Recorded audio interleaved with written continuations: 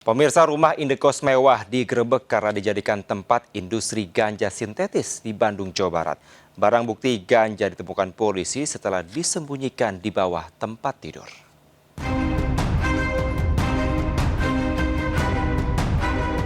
Anggota Polres Cimahi menggerebek sebuah home industri pembuatan ganja sintetis di sebuah rumah indekos mewah di kawasan Dago Pojok, Kota Bandung, Jawa Barat. Di lokasi, petugas mendapati satu orang pelaku yang sedang meracik ganja sintetis. Saat penggeledahan, polisi menemukan ganja sintetis seberat 1 kg yang disembunyikannya di bawah tempat tidur. Polisi juga menyita sejumlah alat produksi yang digunakan pelaku. Saat diperiksa polisi, pelaku mengaku belajar otodidak membuat ganja sintetis untuk dikirim ke sejumlah wilayah di Indonesia yang kini omsetnya mencapai puluhan juta rupiah. Kan kalau untuk bahan-bahannya yang bersangkutan itu memesan melalui JNE, kemudian yang bersangkutan meracik untuk tembakau sintetisnya di tempat ini, di sebuah kos-kosan di daerah Dago Atas.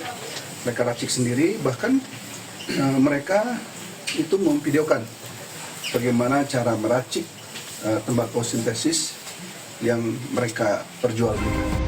Atas perbuatannya, tersangka dijerat pasal tentang narkotika dengan ancaman hukuman penjara paling lama seumur hidup dan paling singkat 6 tahun penjara.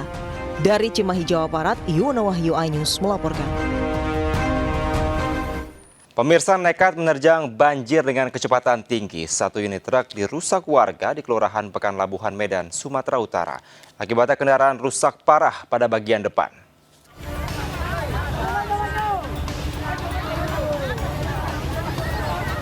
Kaca depan truk tanpa muatan ini pecah usai dilempari warga dengan batu di Jalan Komodor Laut Yosudarso, Pekanlabuhan, Medan, Labuhan Kota, Medan. Kaca pecah akibat warga emosi lantaran truk tetap melaju kencang di tengah banjir. Meski truk jadi sasaran amuk warga, sopir tidak dihakimi sehingga ia bisa melanjutkan ke tujuannya dengan kaca depan rusak. Karena kenceng dia, ya dia itu keceprat ke jalan, kenai orang itu, makanya dilempari. Jadi supirnya tadi kayak mana, Pak? Ini lempari, selamat orang juga. Selamat ya. Banjir yang terjadi ini akibat tanggul penahan air Sungai Deli jebol. Warga masih bergotong royong mengevakuasi barang-barang berharga dan memilih mengungsi ke tetangga yang lebih tinggi. Dari Medan, Sumatera Utara, Yuda Bahar, iNews melaporkan. Lecehkan bocah seorang kakek ditangkap polisi di Maros, Sulawesi Selatan. Mirisnya pelaku melakukan aksi bejatnya lebih dari 1 kali dengan iming-iming dibelikan jepitan rambut.